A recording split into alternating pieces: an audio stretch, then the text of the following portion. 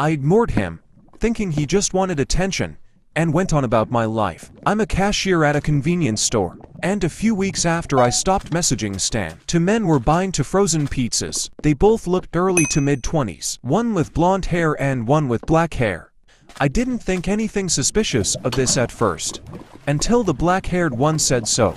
Livian, did anyone else ever tell you what the necklace meant? I was absolutely stunned. My real name is not Livian. It's been my username on everything since I was a kid, but no one has ever used that name for me in real life, though I realized one of them must have been Stan. I just pretended to not know what he was talking about, and he said never mind and paid for his pizzas, and the two of them left. I was concerned, because I'm not sure exactly how he found me. As I was walking home, I saw the two of them in a car, driving on the road next to me, and both of them gave me a brief death stare.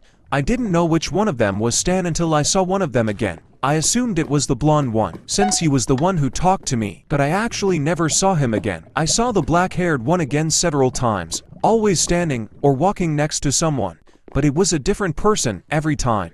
In all of these sightings, Stan never talked to me. He'd just make the same death stare at me, usually talking to whoever he was with. After a while, he walked up to me and talked to me for the first time, asking me if I took down any of the Reddit posts. I feigned ignorance again, but this time, he kept pushing. I said, "Dude, leave me alone," and walked away. I hadn't called the police yet, because Stan didn't intimidate me that much, and he never seemed hostile. But one day, on the way home from the laundromat, I got a little concerned when I saw the same car behind me for the whole drive home. I got really paranoid when I realized it looked a lot like Stan's car, which I had only seen once. I did 3 left turns, but he seemed to catch on and turned right. When I made it around the block and got back home, Stan was parked right in front of the apartment complex, just standing as he looked directly at me. I rolled up my windows, pulled out my phone and dialed 911.